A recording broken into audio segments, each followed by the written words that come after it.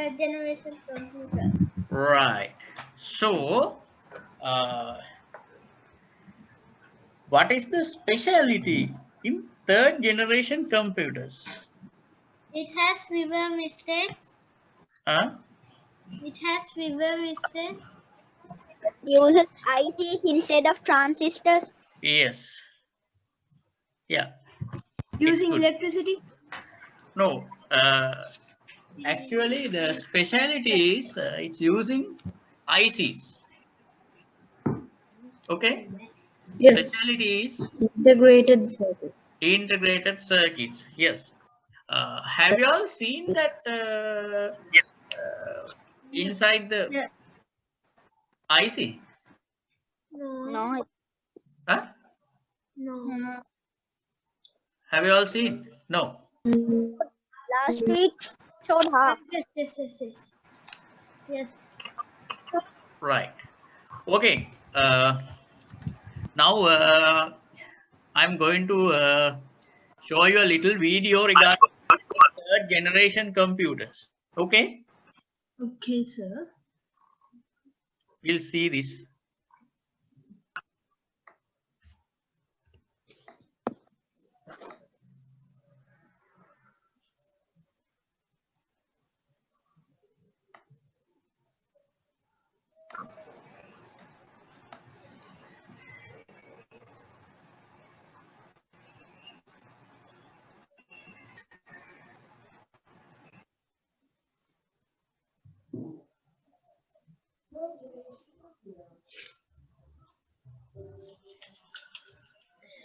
Can everybody hear that?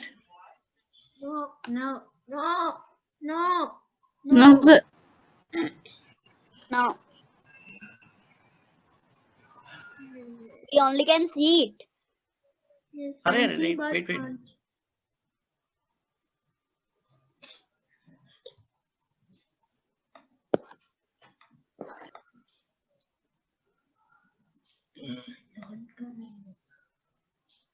Computers used the integrated circuits, that is ICs chips. In an IC generation computer, the period of third generation was 1964 to 1971 using integrated circuits, that is ICs. Hardware technology. The third generation computers used the integrated circuits, that is ICs chips. In an IC chip, multiple transistors are placed on a silicon chip. Silicon is a type of semiconductor. The use of IC chip increased the speed and efficiency of computers. The keyboard and monitor were used instead of the punched cards and printouts.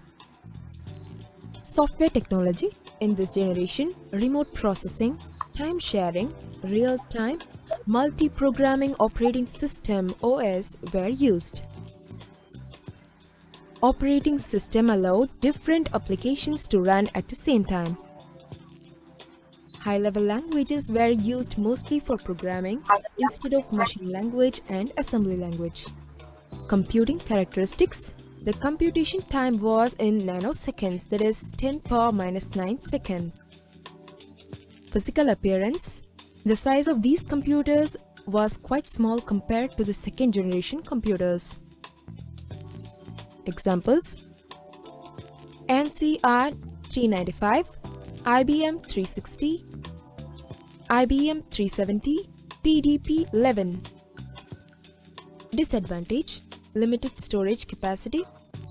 Applications: computers were produced commercially and were smaller and cheaper than the first and second generation computers, used for both commercial and scientific applications.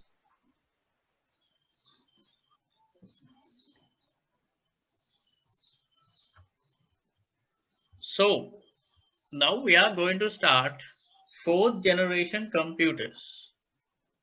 Okay. So actually, this fourth generation computers developed since 1975 to present. Actually, these fourth generation computers use microprocessors. That is the main speciality of this fourth generation computer. What is this microprocessor? Can you all hear me? Yes. What is this microprocessor?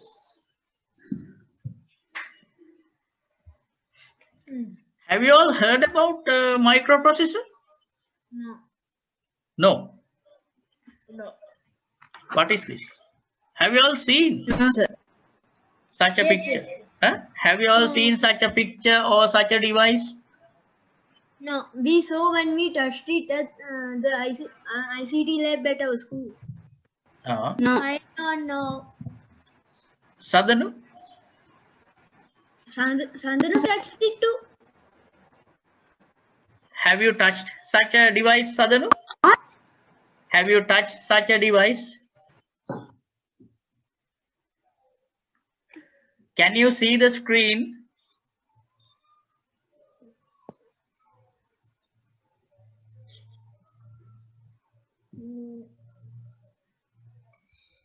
Sadhanu? Sandhanu has touched it. No, sir. Huh? Can't Yes, you sir. see? Can't you see the screen? Can.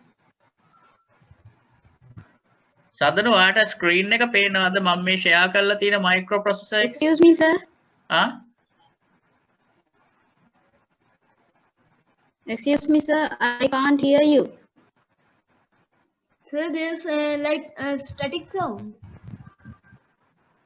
It's like static sound. Now?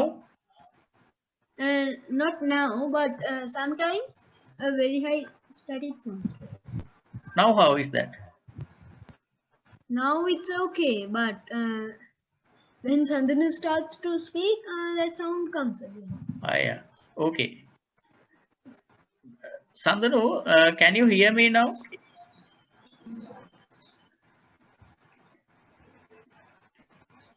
I think he has muted his sounds. Sandhanu, can you hear me?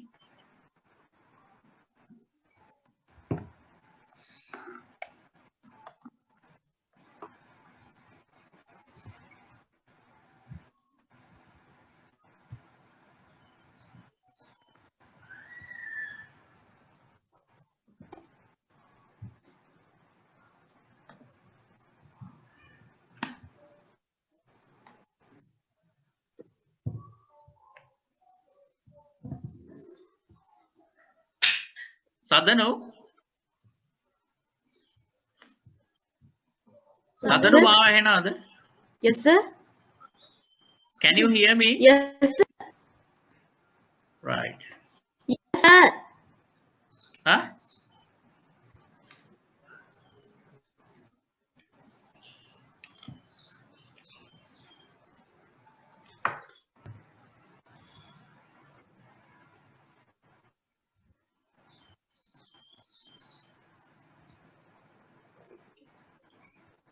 Sadhanu, can you see the screen now? Yes, sir. Right. What can you see in the screen? A microprocessor. Have you ever seen or heard about this? No, No. no, no. I have heard about it, but Sandhanu, don't lie. You have What? heard about it and seen it and have touched it.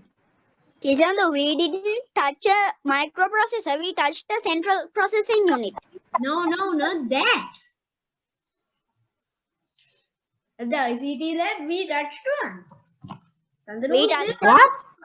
Sandhanu was there, but Anuk wasn't. He was at home that day. Right. Anyway, this We mic. touch. Sadhanu?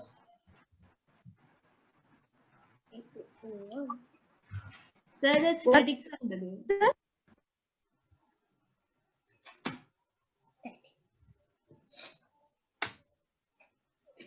Sadhanu, can you hear me?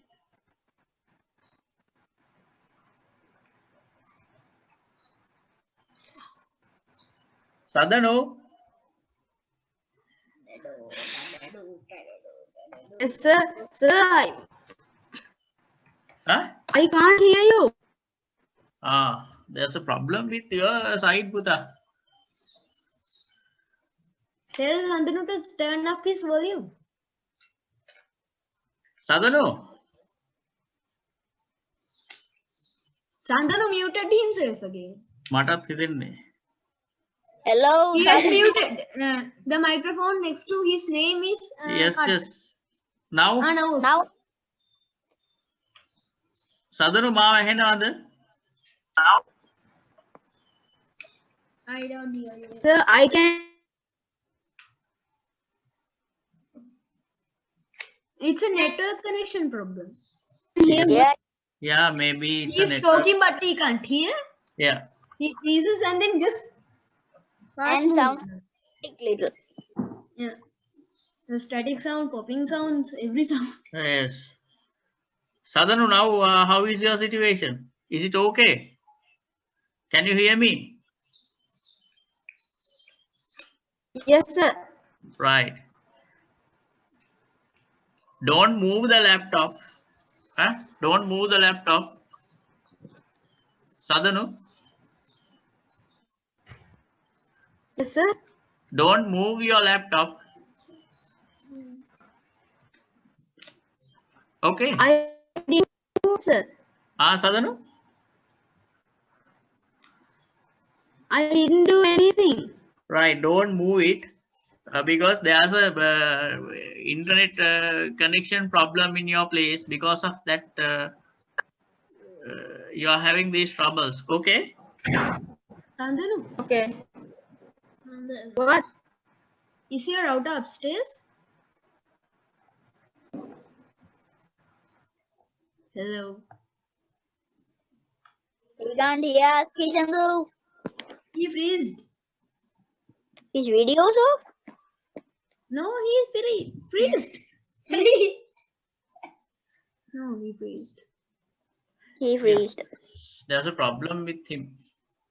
Sir, I Internet- think he's too far away from his router. Maybe. or anything. I think it's upstairs. Yes, yes, it's upstairs. Disconnected. Left. Now his video and mic's off both.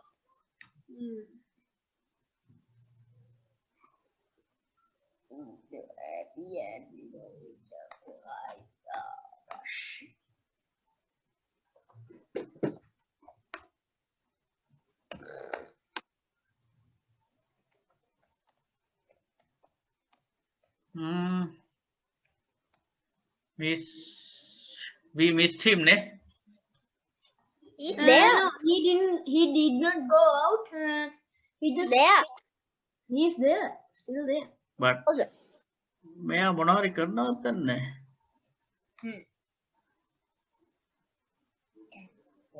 Hello, Southern, are you there?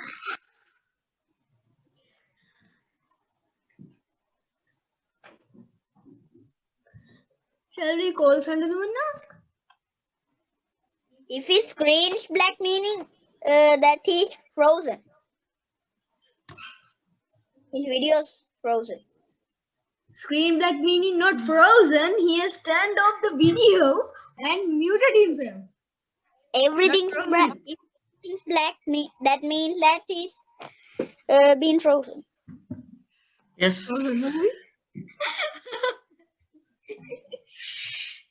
Anyway, we'll continue. Otherwise, we might miss the class. Okay.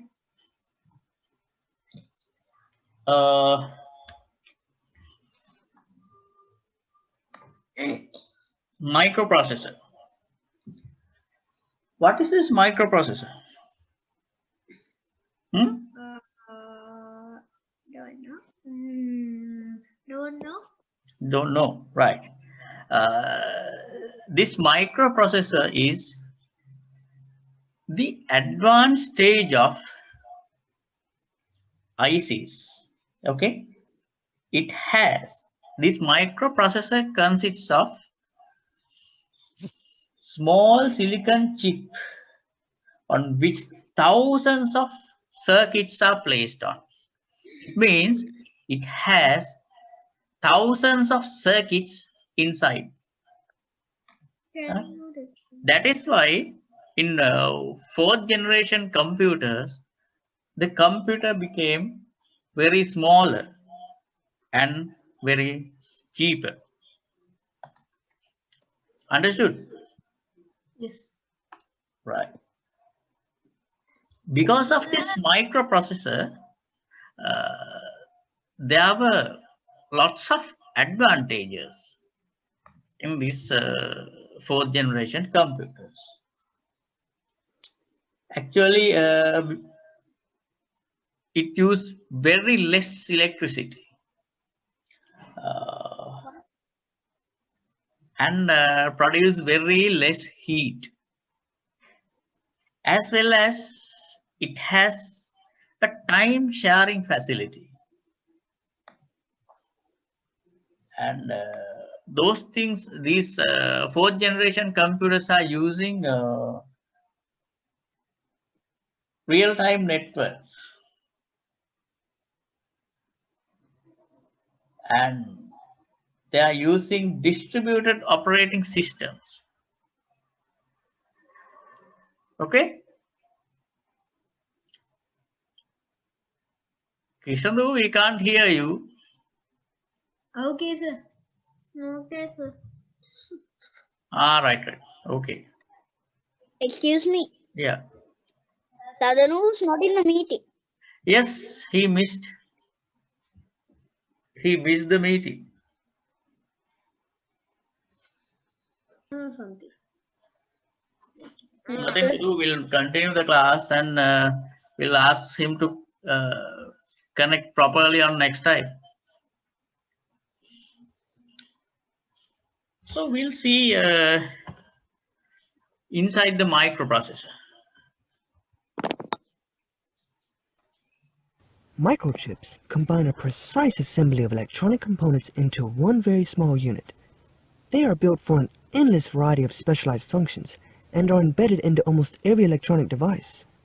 A microchip is protected within a case shielding connection pins going to and from the circuit board the chip is attached to. Microchips are generally used to modify analog signals or process and store digital data. Amongst all the microscopic wiring, tiny electrical switches, called transistors, are the brain of a microchip. Transistors enable the chip to make decisions and produce useful results based on some form of input. Now let's take a look inside a microprocessor, an advanced microchip at the heart of every computer system. This type of microchip performs a logical or mathematical operation on incoming data based on instructions from software. Digital text, sound, and graphics are all represented as a highly complex collective of only two electrical states, represented as 1 or 0. Called bits, these are the simplest elements of data computers work with. Incoming bits travel along a data bus, and within the processing core are operated on not by millions, but by billions of transistors. The constant switching of these transistors is interpreted into useful information. The results get passed to the integrated memory controller, which directs traffic to and from the processor. The entire cycle completes in under a billionth of a second. Now the processor is ready to work with the next set of data. Microchips form an indispensable element of our everyday lives, and each year they are being built faster, smaller, and more energy efficient. We welcome you in taking a look at the incredible world of microchips.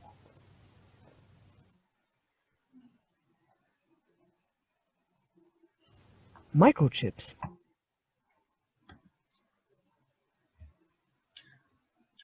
In this fourth generation computers, actually, what are the characteristics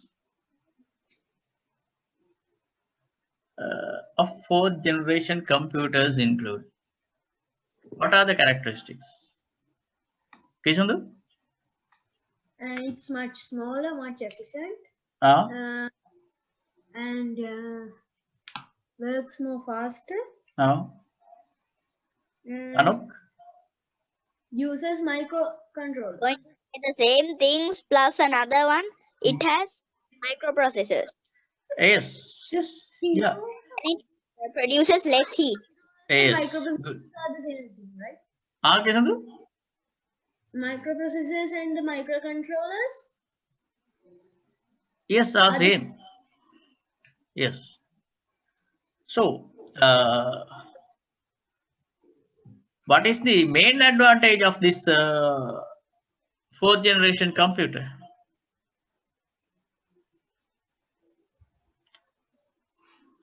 Okay, Sandhu? Can do complex things with it. Can go internet with it. Yes, yes. But one of the main advantages less expensive. Okay, it's less expensive. As well as these computers were more easily available to everyone. Why? Because it was smaller, much cheaper. Yes, less expensive. As well as these type of computers has a basic language. Those in early computers didn't have any basic languages, but after this fourth generation, they have a basic language like Windows and DOS, Unix, Linux, likewise. Okay. So what are the types of fourth generation computers? Have you all heard about names of the fourth generation computers?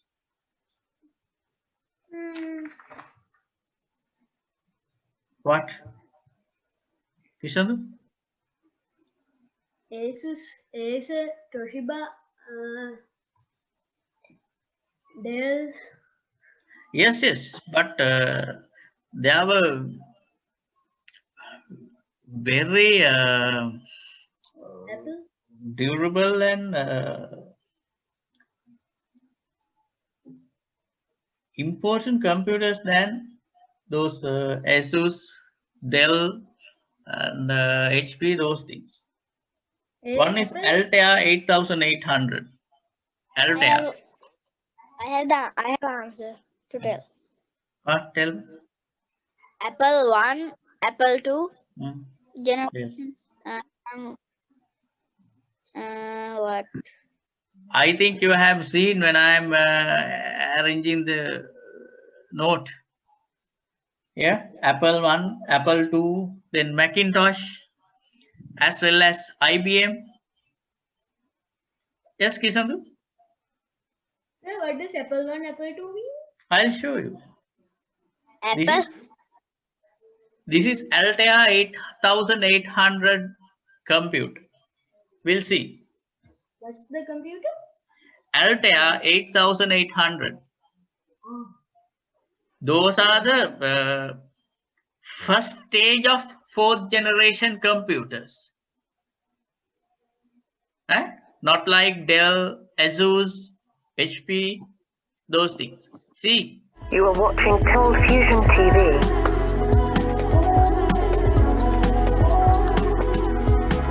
The mechanical brain tries to use one without time sharing.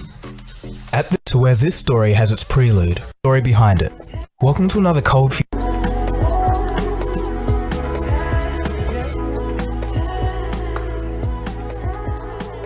Hi, welcome to another Cold Fusion video. It goes without saying that the personal computer revolutionized businesses and homes around the globe, but what was the very first one? Where did it come from? And what's the story behind it? Interestingly enough, as you'll find out in this video, the PC was the impetus for both Microsoft and Apple. Let's begin. We have to travel back in time here to where this story has its prelude, the mid-20th century. At this time, the computer was a big deal. You usually needed clearance to see one, let alone use one. This made it almost impossible for any inquisitive minds to use one without time sharing. At this time, in film and television, computers were seen as large, all-knowing devices, often referred to as the mechanical brain. Try and replace us all with a mechanical brain. He's under special assignment to Azai to see if Emmerich can be adapted to this department. That means the end of us all. Peg, calm down. No machine can do our job. That's what they said in payroll. Think about it from a person of the 1950s and 60s point of view. All your life, you'd been using manual tools such as slide rules or charts to do calculations, and then came an automatic computer which could magically do the maths for you. But then after this, something amazing happened. Computer technology began to evolve in capabilities, and it started doing logic and was programmed to even play chess, things that traditionally required intelligence. In 1952, a computer called UNIVAC predicted the outcome of the US presidential election by using some clever code and inputs on the results of previous races. UNIVAC is going to try to predict the winner for us just as early as we can possibly get the returns in. This is not a joke or a trick. It's an experiment. We think it's going to work. We don't know. We hope it'll work. The machine turned out this answer that they didn't believe. The polls were telling them that it was going to be about a 50-50 election, and we were telling them it's a landslide with only 5% of the vote. And they couldn't believe that you could predict the thing as accurately as we did, which was within a few percent, with only 5% of the vote. So everybody was thrown into total confusion. The Republican. Excuse me? People were shocked, and symbolically, from that moment, the computer had truly arrived. In the minds of the people, it could do anything. Here's a 1960s East German film depicting a future computer of 1987. Films such as this captured the imagination of anyone watching in the day. Globally, young tech minds would have been entranced by the concept of a computer growing up. One of those young minds was Bill Gates, and in January of 1975, he saw a magazine cover that would change his life and the course of history. That magazine was Popular Electronics, and on the cover of that magazine was a personal computer. In an instant, all the possibilities were now within reach. There'll be more on Bill Gates later, but first, where did this computer come from? Well, 1 year earlier, in 1974, Ed Roberts, an engineer, was trying to prevent his calculator business from going under. At a meeting with his bank lenders, in a last-ditch attempt to save the company, he said that he could do something that hadn't been done before: create a personal computer kit for hobbyists. A task thought to be impossible at the time, and only made possible by the microprocessor invented by Intel just 3 years earlier in 1971. For a bit of context, the microprocessor for the first time allowed an entire computer to be put onto one chip, a truly huge feat. Roberts named the microprocessor-driven computer the Altair 8800 and sold it in the pages of the Popular Electronics magazine for $400 in January of 1975. Ed Roberts told the bank that they expected a few hundred orders at the most, but ended up being swamped with a couple of thousand orders within the first few months. At that time, all the computers in the world tended to be in big centers, and you had to get permission to get close to them, and it was, nobody had access to computers then. And the idea that you could have your own computer and do whatever you wanted to with it, whenever you wanted to, was fantastic. The demand for the computer was so high that enthusiastic hobbyists parked outside of the front of his warehouse to get their hands on the computers. The enthusiasm was driven by the fact that now everything that these guys had dreamed of and seen in movies was now within reach of everyone, and moreover, it could fit on your desk. Well, almost. You see, the Altair 8800 was very primitive. There was no place to connect a keyboard or monitor, it was just a bunch of switches and lights. Although very simple, the Altair 8800 started a revolution. In mid-1975, a club was started in California in which enthusiasts gathered to discuss everything about the Altair 8800. The club's name was the Homebrew Computer Club, and one of the enthusiasts was a guy named Steve Wozniak. Wozniak later stated that it would be the very first meeting at the Homebrew Computer Club that inspired him to build his own computer, which he would bring to each weekly meeting. This computer eventually became the Apple I, the computer that started Apple. In addition to being primitive, the Altair 8800 was very difficult to use. To load an instruction, you had to flip switches. For example, let's look at how you'd load 2 + 2. Each two took 8 different switches and a 9th switch to load them all. The plus instruction took 8 more switches, and you would know that the answer was 4 when the third light from the left turned on. A 100-byte program would take 100 switches. It kind of makes me thankful for the ease of use of computers today. Despite the hurdles though, the guys at the computer club were smart enough to come up with uses for it. Steve Dompier set up an Altair, laboriously keyed a program into it. Somebody knocked the plug out of the wall, and he had to do that all over again, but nobody knew what this was about. After all, was it just going to sit and flash its lights? No. You put a little transistor radio next to the Altair, and he would, by manipulating the length of loops in the software, could play tunes. The radio began playing The Fool on the Hill, and the tinny little tunes that you could tell were coming from the noise that the computer was generated, being picked up by the radio. Everybody rose and applauded. It was a very exciting thing. It was probably the first thing the Altair actually did. Although this demonstration blew minds at the time, in order to be a useful tool, the machine needed a programming language. As it turns out, Paul Allen, a high school friend of Bill Gates, saw the magazine cover with the 8800 proudly sitting on it. He snatched it off the shelf and ran into Bill's college dorm room. When Bill saw it, he knew that this was it. The personal computer had arrived. But instead of getting excited, Bill saw a business opportunity and called up Ed Roberts' company, MITS, and told them that he'd written some software for the 8800 and it was almost completed. The thing was, they hadn't even started writing it yet. And saw this Popular Electronics magazine.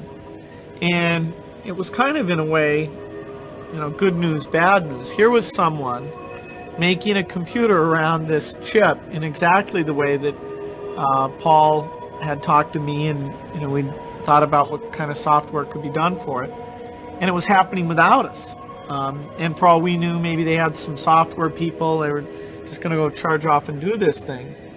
Because we'd never had the chip, just the book from Intel, if we'd made any mistake in terms of how the instructions worked, the thing never would have run.